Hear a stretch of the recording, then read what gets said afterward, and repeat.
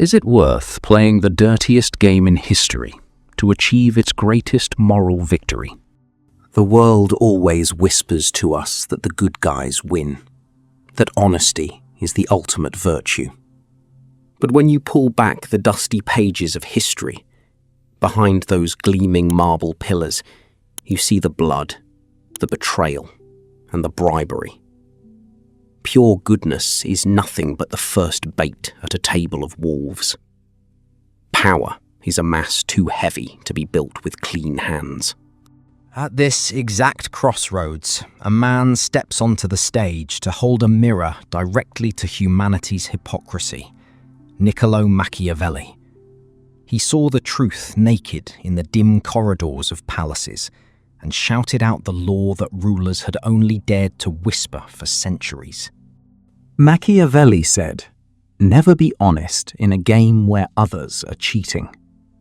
This statement carries a genius too heavy for cowards to bear.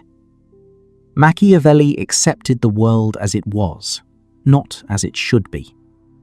If everyone has a hidden dagger behind their back, the rose in your hand is merely a suicide ticket. He is the ultimate truth. But what if this dark doctrine was practiced firsthand by one of the cleanest and most moral leaders history has ever seen? Now I am taking you to one of the greatest breaking points of humanity, nearly 2 centuries ago, to January 1865, to the gunpowder-scented, smoky and bloody streets of Washington, D.C. Before us stands the legendary leader who dedicated his life to abolishing slavery and saving human dignity, Abraham Lincoln. At first glance, he seems to be the exact opposite of Machiavelli, a man famous for his absolute honesty. But in the background, he has only seconds left to pass the 13th Amendment through Congress, the amendment that would ban slavery and achieve history's greatest moral victory. Lincoln did not have enough votes in Congress. The Democrats were cheating, distributing bribes, and playing every dirty game imaginable to keep slavery alive. At that exact moment, Machiavelli's famous words echoed in Lincoln's mind. Never be honest in a game where others are cheating. Lincoln realized that to achieve a sacred goal, he had to stain his hands with mud. Lincoln stopped acting like an idealistic saint and turned into Machiavelli's most loyal student. Secret rooms were established. Congressmen who had nothing to lose because they were on their way out of office were offered government positions, high-paying jobs, and even direct cash. Yes, Lincoln was explicitly buying votes. Machiavelli was smiling in his grave, because Lincoln was applying the Florentine master's mentality down to the letter. The end justifies the means. If Lincoln had acted with moral superiority in that moment, saying, "I do not bribe, I do not lobby," millions of human beings would have remained enslaved. The dirty game was the only key to a clean future. Time was running out. The Civil War was coming to an end, and if peace was declared, the southern states would return to Congress, making it impossible to abolish slavery. Lincoln intentionally delayed the peace negotiations. He lied, submitting false reports to Congress, claiming that no peace commissioners are on their way. He was at the absolute peak of manipulation. January 31st, 1865. The vote was held, and the amendment passed by a margin of just a few votes. Slavery was dead. Humanity had won. While the public cheered for Lincoln as if he were a saint, he sat in his chair, watching the web of bribery and lies that had birthed this massive moral victory. Machiavelli had proven right once again. Now, let us step out of those gunpowder-scented rooms of history and turn the mirror directly toward ourselves, toward today.